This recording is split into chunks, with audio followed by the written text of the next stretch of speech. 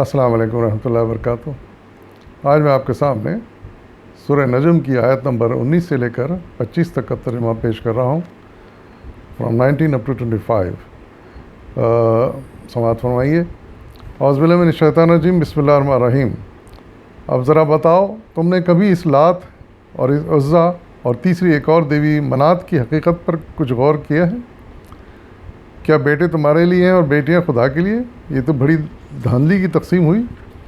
دراصل کچھ نہیں مگر بس چند نام ہیں جو تم نے اور تمہارے باپ دادا نے رکھ لیے ہیں۔ اللہ نے ان کے لیے کوئی سند نازل نہیں کی۔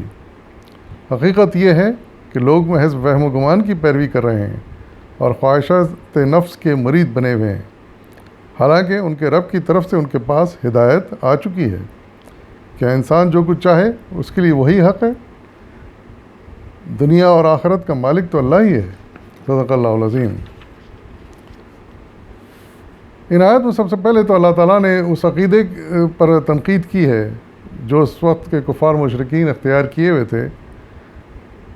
خاص طور سے انہوں نے 3 دیویاں بنا لی تھیں جن کے نام لات، عزا اور منات رکھ لیے تھے۔ ان سے مختلف عقیدے وابستہ کر رکھے تھے انہوں نے، اور انہی کی پوجا وہ کرتے تھے۔ تو یہاں اللہ تعالیٰ نے حضور صلی اللہ علیہ وسلم کے ذریعے سے ان سے سوال کیا ہے کہ کبھی غور کیا ہے کہ تم نے یہ کیا حماقت کر رہے ہو؟ تم یہ دیویاں جن کو تم مختلف کاموں کا ذمہ دار سمجھتے ہو، ان کی حقیقت کیا ہے؟ یہ تمہارے ہاتھ کے بنائے ہوئے کچھ بت ہیں جن کے تم نے نام رکھ لیے ہیں، یا تمہارے باپ دادا نے نام رکھ دیے تھے، اور پھر یہ سمجھتے ہو کہ یہ سارے کام تمہارے ان کی وجہ سے بنتے ہیں، ساری بگڑی تمہاری ان کی وجہ سے بنتی ہے۔ یہ کیا حماقت ہے؟ اس کی کیا دلیل ہے؟ کیا اللہ تعالیٰ نے کوئی کتاب میں، اللہ کی جو کتابیں نازل ہوئی ہیں، کیا ان میں اس بارے میں کوئی حقیقت بیان کی گئی ہے کہ ہاں یہ ٹھیک ہے؟ اس کی آخر کیا دلیل ہے تمہارے پاس جس کی بنیاد پر تم ان کو دیویاں سمجھ رہے ہو، ان کی پوجا کر رہے ہو، جبکہ تمہارے اپنے ہاتھ کی بنائی ہوئی ہیں؟ اور پھر ایک اور زیادتی یہ کہ تم ان کو بیٹیاں سمجھتے ہو، اللہ تعالیٰ کی بیٹیاں قرار دیتے ہو۔ جس طرح کے فرشتوں کو اللہ کی بیٹیاں قرار دیتے رہے ہو، اس طرح تم ان دیویوں کو، اپنے ہاتھ کی بنائی ہوئی بتوں کو اور دیویوں کو تم اللہ کی بیٹی قرار دے رہے ہو۔ اور یہ اچھی تقسیم ہے کہ تم اپنے لیے تو بیٹیاں پسند نہیں کرتے، ان کو مایوس سمجھتے ہو اپنے پیدا ہونا، اور ان کو تم اللہ سے وابستہ کر رہے ہو۔ یہ عجیب تقسیم ہے، یہ سراسر دھاندلی کی بات ہے۔ یہ طنز اللہ تعالیٰ نے یہاں پر کیا ہے۔ پھر آگے فرمایا جا رہا ہے کہ حقیقت میں یہ صرف وہم و گمان ہے تمہارے،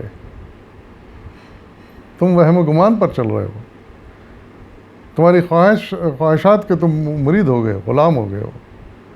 یعنی تمہاری خواہش تھی کہ تمہارے جو کام بگڑے کام ہے، فلانے بگڑے کام کے لیے، فلانے بگڑے کام کے لیے، فلانے اچھائی کے لیے کوئی ایک بت بنا لیا جائے، اس کو پوجا کیا جائے تو تمہارے وہ کام بن جائیں گے۔ یہ تمہاری خواہش تھی، اور تم نے اسی کی تکمیل کے لیے یہ ساری حرکتیں کی ہیں۔ اس کی حقیقت کچھ بھی نہیں ہے، دلائل کچھ بھی نہیں ہے، بنیاد کچھ بھی نہیں ہے۔ اور اب تک جو کرتے رہے، اور اب جب کہ اللہ کی ہدایت آ گئی ہے، اللہ تعالیٰ کے رسول آ گئے ہیں، ان کا اللہ تعالیٰ کا کلام آ گیا ہے، اس کے باوجود تم اس حرکت میں مبتلا ہو، اس حرکت سے باز نہیں آ رہے ہو، تو یہ سراسر تمہاری حماقت ہے۔ تمہیں اس سے باز آ جانا چاہیے۔ سراسر کفر ہے، شرک ہے، اللہ کی توہین ہے یہ۔ اور یہ اس بات پر کیوں نہیں سمجھتے کہ یہ انسان جو چاہے، مطلب جو خواہش کرے اور اس کے حساب سے جو بھی کرے، کیا وہی سچ ہوتا ہے؟ سراسر یہ بیہودہ بات ہے۔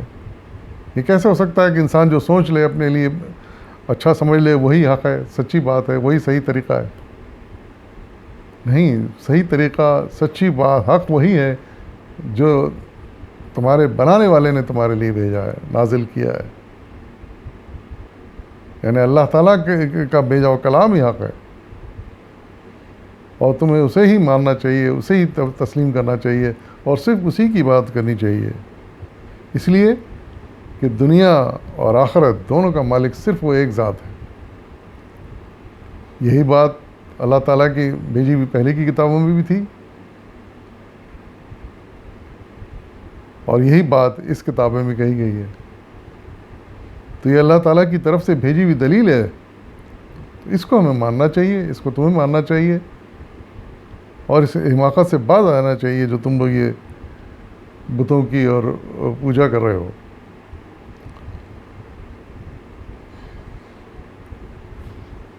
تو یہ وہ کچھ ہدایتیں تھیں جو صلی اللہ علیہ وسلم ان کو تک پہنچائیں اللہ تعالیٰ کی طرف سے، لیکن ہم جانتے ہیں کہ اس کے باوجود بھی وہ نہیں باز آئے، اپنے کفر پر شرک پر جمے رہے، اور پھر ان کا آگے چل کے جو انجام ہوا اس سے بھی ہم واقف ہیں کہ اللہ تعالیٰ نے صلی اللہ علیہ وسلم کو ان پر پورا غلبہ عطا فرمایا، اور